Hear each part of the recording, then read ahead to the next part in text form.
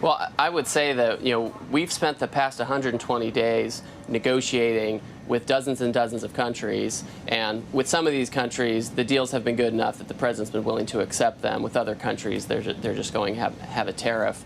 But we have, you can look at some of the information that's gone out there. We have fact sheets. We have a joint statement with Indonesia that gives some details. We'll be finishing the paperwork in the next, weeks and maybe a couple of months. But these deals are pretty much set.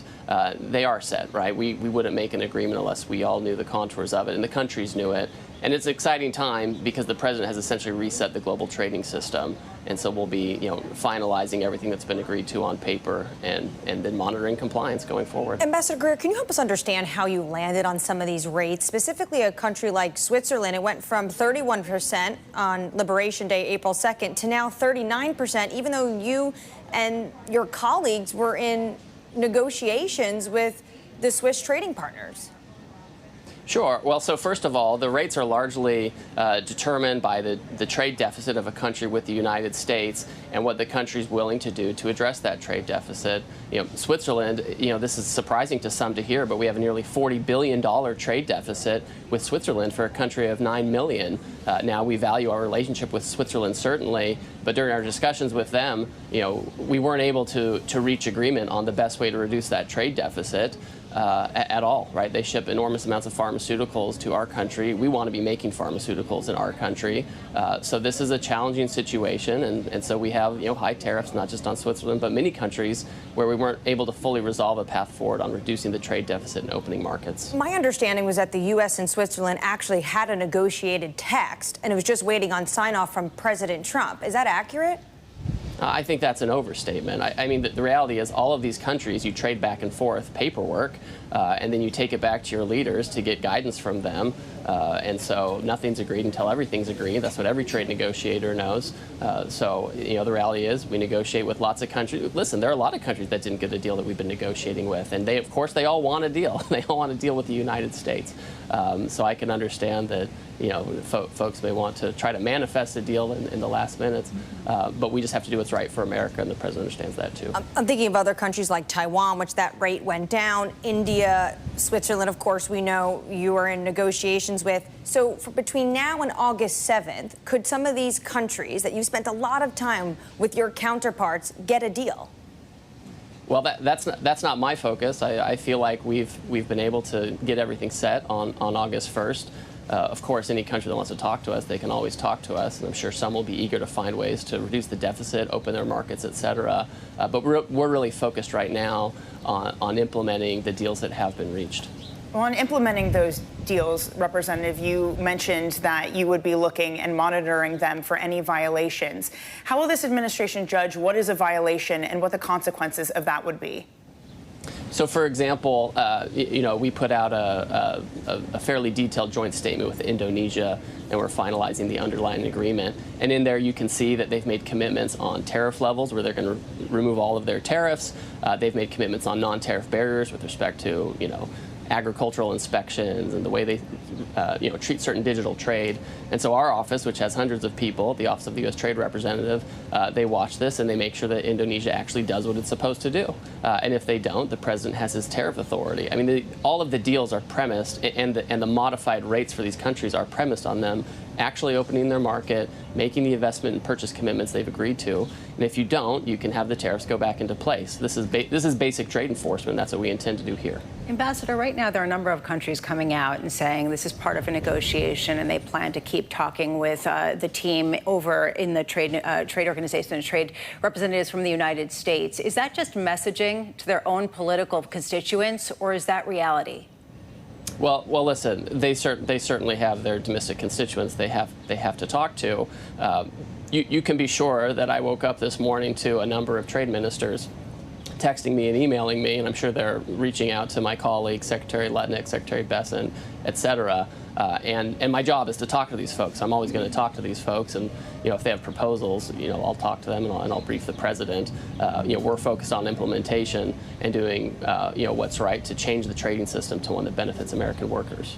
How much are you also hearing from U.S. companies concerned about certainty and whether they're going to get clarity on exactly what the rates are going to be, whether they will stick, whether there will be adjustments, and how some of these things will work with transnational shipments of getting penalized 40%?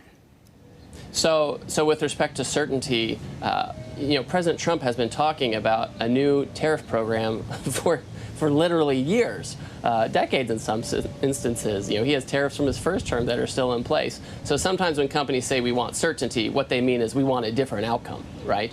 By putting, the market has baked in a lot of the tariffs we've put in. The new tariffs that we issued last night are firm. That's why we put it out in a very clear list. Everyone can see it and understand. With respect to transshipment, that's always been illegal. And so we're just going to put an additional 40% tariff on that. So, I understand that there are going to be edge cases where companies have to change their supply chains, and no one wants to do that. They just want status quo. But we can't have the status quo. The status quo is what led to offshoring and the loss of some of our key industries. So during that supply chain shift, that can be challenging for some companies. And I talk to a lot of these folks. I want them to understand the president's trade policy. I want to hear about any unintended consequences. But the president's trade policy is moving forward, and we're shifting from a 70-year policy based on purely efficiency to a new policy based on fair and balanced trade, and the world is agreeing with us. Ambassador Greer, what about the unintended consequences of what's going on with the sectoral tariffs on autos? The Ford CEO was on Bloomberg Television yesterday talking about the price disadvantage compared to auto companies if they're making a car in Japan because of the input costs of 25% on those inputs that they need to make the car coming to the United States versus the 15% rate that Japan now has. What's the point of the auto sectoral tariff if basically it's going to be bilateral now with country by country? So first of all, there are only a handful of countries that export cars to us, right? It's essentially, Germany, Japan, and a couple of countries of the European Union. We also have Canada and Mexico, and we had our domestic producers, choose over a couple of decades to offshore a lot of that production to Mexico.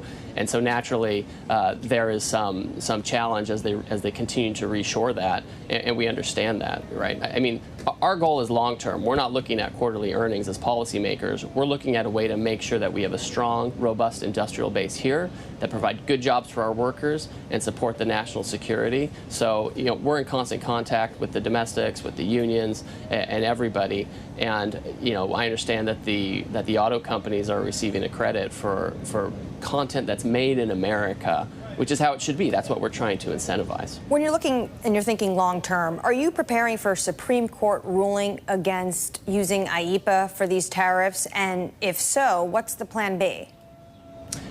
So the case is at the federal circuit right now. We had the arguments yesterday. Lots of questions, a lot of preparation. DOJ did a great job. We had a great team out there. We feel very confident in the case. If there's still questions coming out of the federal circuit or further litigation that goes to the Supreme Court, we're confident there that this statute clearly says the president has the authority to regulate imports. That's the language. No, not my words. That's the statute's language.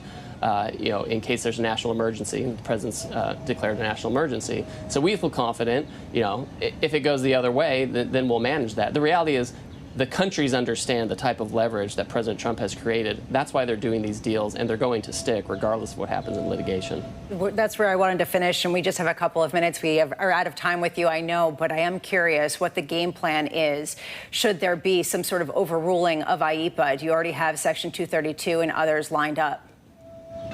Well, listen, we always have all kinds of plans, and I'm not going to go deep into our strategy here, mostly because we're pretty confident on the current plan. But we will do whatever it takes to make sure that the president can continue to rectify the trade deficit and change the global trading system. I mean, this is a historic thing. This is once in 100 years that you have the chance to reorder global trade like this, and we're doing it, and we'll use whatever tools are necessary to do it.